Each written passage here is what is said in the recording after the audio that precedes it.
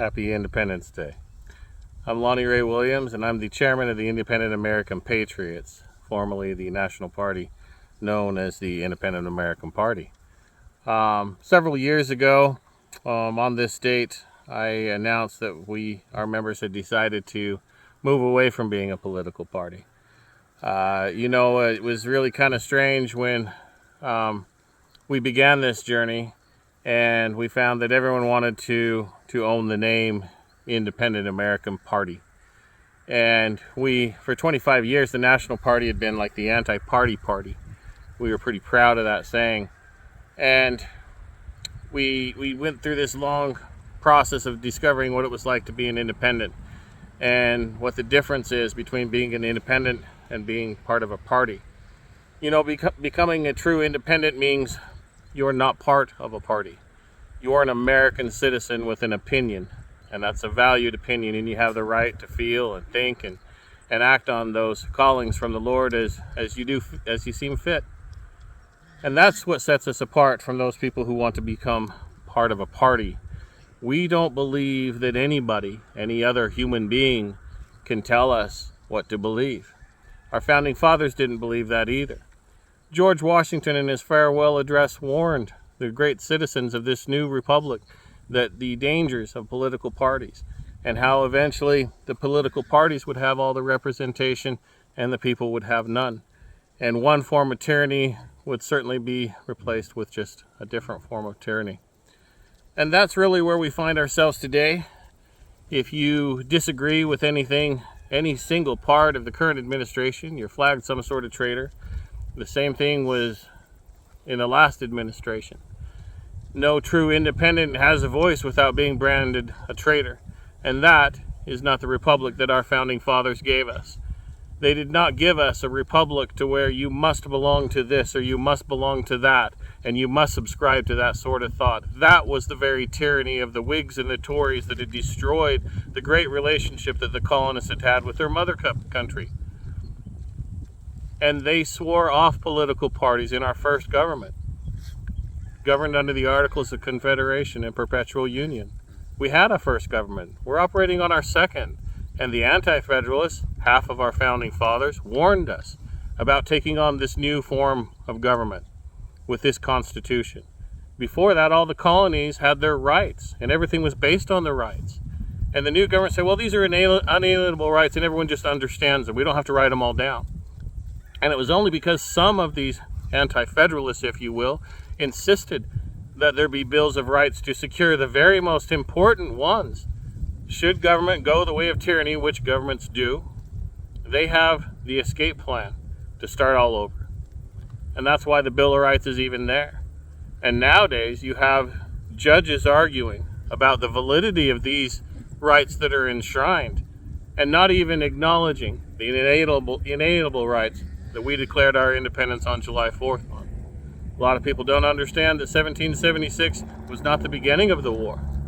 That was in 1775. 1776 was the culmination of men finally coming together and organizing and drafting and arguing over a piece of paper, which I know something about, and finally coming to a consensus and saying these are the principles that we stand on.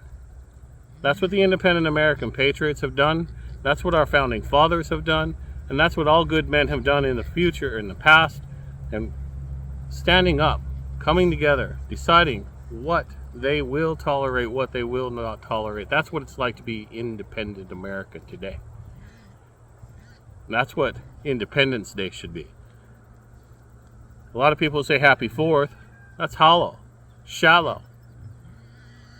This is the day we declared our independence from tyranny, and this is the day that we will always have the right to declare our independence from tyranny and recognize that there are inalienable rights that go beyond this government, go beyond our first government, and these are the rights under natural law prescribed by our divine Creator. These are the things we believe in.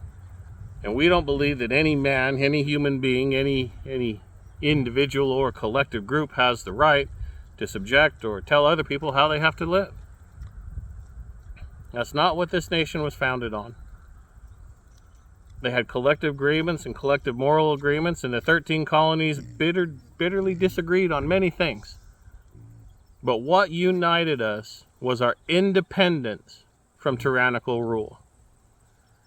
And until people understand that, they don't understand what today is all about. And I hope that you'll take a little bit of time to do your own research. I published for many years under the pamphlet and the pen name Wade John Taylor and taught about these sort of things. And when life calms down a little bit on this end of things under the Independent American Patriots, we'd like to get back to that simple teaching of simple truths. But right now, my message to you is to remember back to those founding fathers way back when who decided to put it all on the line because they wanted to be independent from one tyrannical rule or another. They wanted to forge their own way and their own path and answer to their own divine creator, and not to subscribe to any one particular party or person. No. What it's like to be free means you're independent. You don't have to belong to some sort of club or party or organization at all. Be free, be independent, enjoy that feeling today. And if you're so inclined to work with like-minded people, give us a shout. We'd love to talk to you. God bless you all. God bless all those brave men and women who are standing right now on the front lines, defending our liberty and freedom. God bless all those who didn't make it home and paid the ultimate price. And let us remember them today, and that the freedom we enjoy to criticize, to hate, and to love, and to make right is all due because of them. From the very first ones that fell to the ones who continue to fall. God bless each and every one of you who stand for liberty and freedom. Happy Independence Day.